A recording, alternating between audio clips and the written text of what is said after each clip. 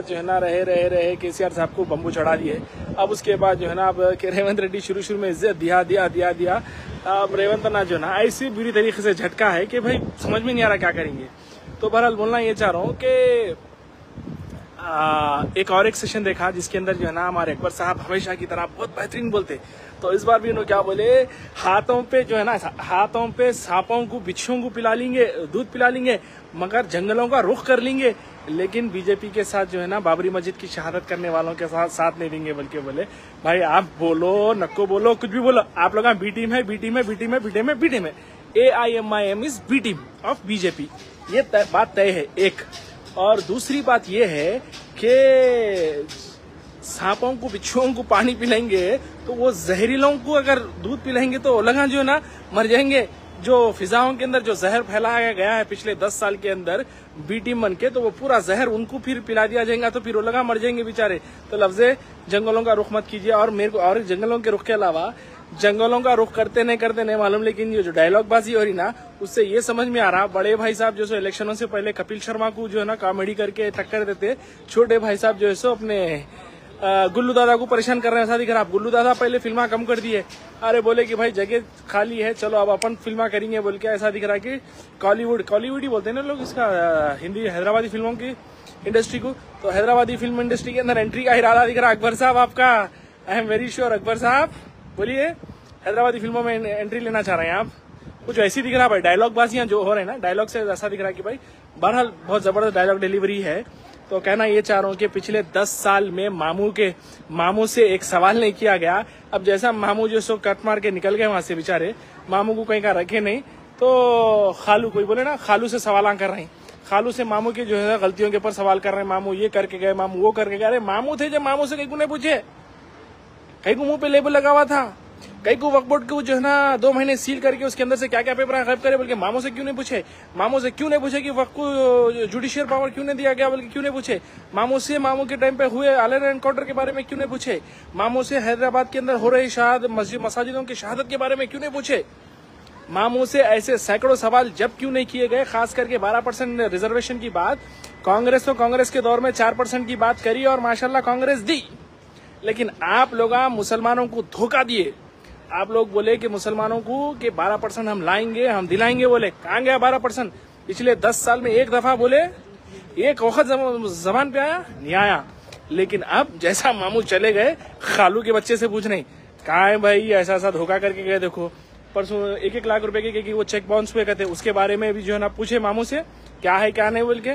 बहरहाल ये बड़ी शर्मिंदगी की बात होनी चाहिए उन तमाम लोगों को जो इस धोखेबाज जमात को सपोर्ट करते हैं और सपोर्ट कर लेते आए हैं। खैर मैं कुछ ज्यादा नहीं, मैं कुछ ज्यादा बोलना तो नहीं चाह रहा हूँ, लेकिन क्योंकि भाई अब आगे वाले ज्यादा कर दे रहे हैं तो जो ना अब उनको ऐना दिखाने की कोशिश करे तो ऐसा दिखता है कि भाई अपन ज्यादा तो नहीं बोल दे रहे बोल के। लेकिन यकीन मानिए मैं ना जेर ज्यादा बोल रहा हूँ ना जबर कम बोल रहा हूँ, जो उन्होंने बोले उनको आईना दिखा रहा हूँ। तो बहरहाल बी टीम गुड लक आपके लिए, और 5 साल में देखते हैं। उम्मीद है।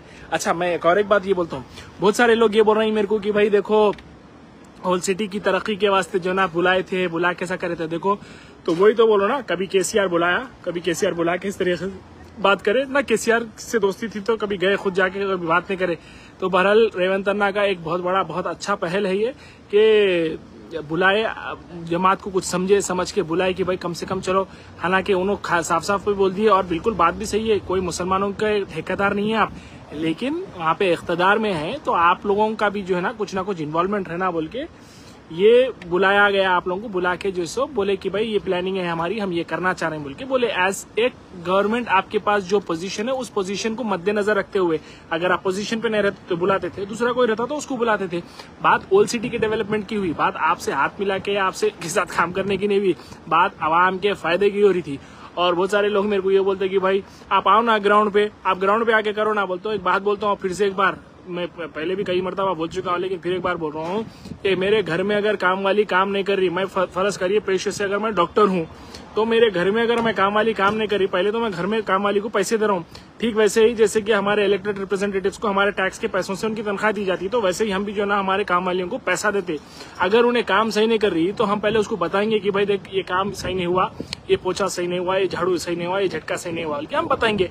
अगर उन्होंने नहीं करे तो उनको निकालेंगे, दूसरे को लेके आएंगे। लेकिन ये थोड़ी है कि मैं अपने डॉक्टर के पेशे को छोड़ के आके मैं घर में झाड़ू झटका पोछा कर लेते बैठू, ऐसा तो नहीं होता ना।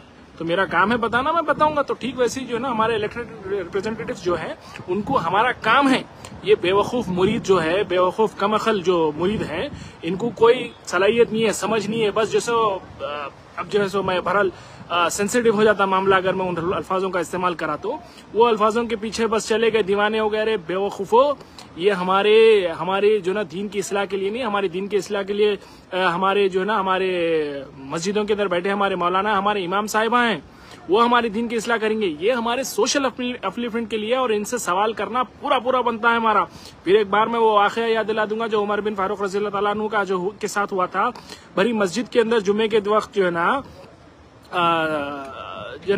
साहबी साद रज़ी अल्लाह तआला अन्हु जो है ना, आप सबके बीच में पूछ दिया कि भाई सबको एक एक कुर्ते का नाप मिला था और आपके जो मिले हुए कपड़े में आपको कुर्ता कैसा सिला, आप जवाब दिए। तो आप उमर बिन फारूक रज़ी अल्लाह अन्हु ये बोले कि बेटे अब्दुल्ला आप इस बात का जवाब दियो। तो बोले कि भाई बाबा मेरा और बाबा का दोनों का कपड़ा मिला के सिए, इसलिए बाबा को कुर्ता पूरा सिले गया। तो उस वक्त के खलीफा से एक भरी मस्जिद के अंदर महफिल के अंदर बैठ के सवाल किया गया। ये इसलिए नहीं किया गया कि उस टाइम पे उस तरह की फ्रीडम तो थी यकीनन, लेकिन ये रहती दुनिया तक एक एग्जाम्पल सेट हो कि आप जब भी आपका खलीफा आएगा तो आप अपने खलीफा से सवाल करने के मौकूफ में होना, आप करना सवाल। इसलिए ये सवाल किया गया था भरी मस्जिद के अंदर जुमे के बाद कि भाई आप ये कुर्ता कैसा पहने, ये बैतुल माल का जो सो कुर्ता है ये इसके अंदर आपको फिट नहीं आना चाहिए था, लेकिन आप एक्स्ट्रा कपड़ा लिए क्या बोल के उनसे सवाल करे तो उन्होंने उसका क्लैरिफिकेशन भी दिए। तो ऐसे ही हम हमारे इलेक्टेड रिप्रेजेंटेटिव से जो है ना जो सवाल करते हैं, इस पे पूरा हमारा हक बनता, रिगार्डलेस। ऐसा नहीं है कि देखो